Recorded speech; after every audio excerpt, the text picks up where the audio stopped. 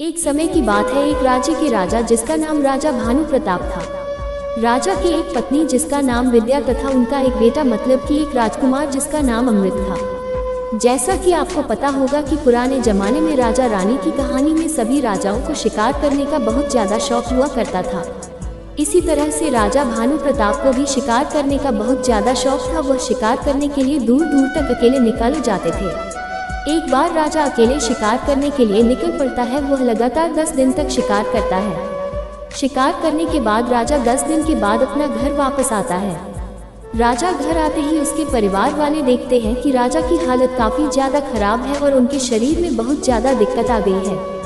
राजा अपने आप से चल फिर भी नहीं सकता था, न ही अपने घुड़सवारी से उतरकर नीचे जा सकता था। उसके बाद सेना के सेनापति आता है और राजा को उतारकर राजमहल में बिस्तर पर लेकर जाता है। उसके बाद महारानी विद्या सेनापति को आदेश देती है कि वह जाएं और राज्य के सबसे माने जाने वाले महान वैद्य को बुलाकर राजमहल लेकर आए हैं। सेनापति जाता है और राज्य के सबसे बड़े विद्यमान वह देखो महल में लेकर आता है। वैद्य जी राजा की हालत का खबर लेते हैं। उसे अच्छी तरह से देख रेख करने के बाद कहता है कि राजा की हालत बहुत ज्यादा खराब हो चुकी है।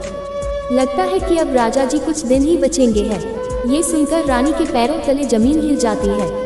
साथ ही साथ राज्य भर में सभी लोगों को ये डर सताने लगता है कि उसके बाद उसका राजा का क्या हाल होगा और फिर दोबारा राजा कौन बनेगा।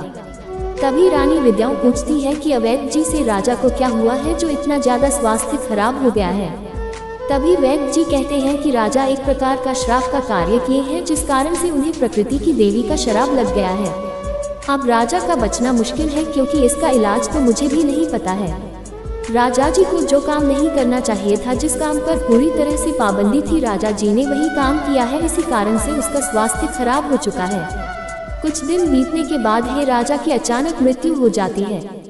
राजा की मृत्यु होने के बाद पूरे राज्य में एकदम हल्ला मच जाता है, क्योंकि जैसे ही राजा की मृत्यु होती है वैसे ही जिस बीमारी से राजा की जान गई है, वह बीमारी अब धीरे धीरे राज्य वालों लोगों को होने लगी थी।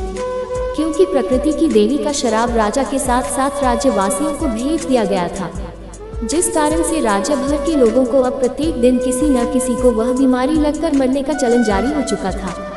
पूरे राज्य में हाहाकार मच गया था, क्योंकि इतनी ज्यादा बड़ी बीमारी है और रोज कोई न कोई जान से जा रहा है और उसका कोई इलाज भी नहीं मिल रहा है। उसके बाद राज्य वाले कहते हैं कि चलो ठीक है, अब नए राजा का ऐलान किया जाए। तभी सभी लोग मिलकर रानी विद्या जी को नए राजा के रूप में राज सिंहासन पर बैठने का सभी लोग तथा सेनापति आग्रह करता है। सुबह की बात मानकर महारानी राजा का सिंहासन पर बैठने का आग्रह मान लेती है। रानी गद्दी पर बैठते हुए अपने सेनापति को बुलाता रहता है कि पूरे राज्य भर में जो भी इस बीमारी का बारे में पूरी जानकारी तथा इससे बचने के उपाय बताएगा, उसे हम बहुत बड़ा इनाम देंगे। उसके बाद रानी कहती है कि सेनापति को जाओ, ऐसे व्यक्ति को पकड़ कर लाओ, नहीं तो 10 दिन के अंदर तुम्हारी नौकरी चली जाएगी। तभी सेनापति जाता है और सबसे बुद्धिमान व्यक्ति को पकड़ कर लाता है। राज्य भर की कहानी सुनने के बाद वैद्य जी कहते हैं कि राजा जी जब शिकार पर गए हुए थे तब उन्हें एक बहुत सुनहरी पेड़ दिखाई देती है।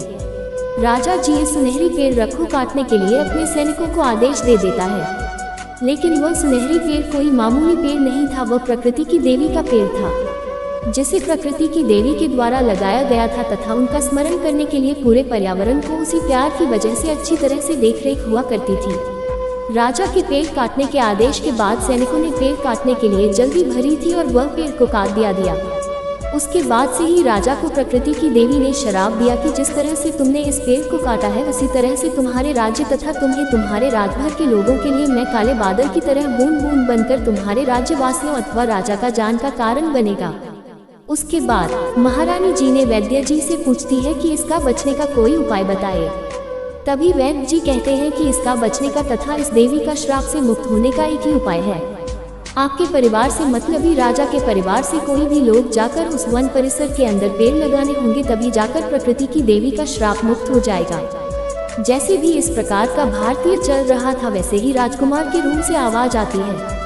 सभी लोग दौड़े दौड़े तथा सेनापति महारानी राजकुमार के रूम में जाता है और देखता है कि राजकुमार की तबीयत अचानक खराब हो गई है।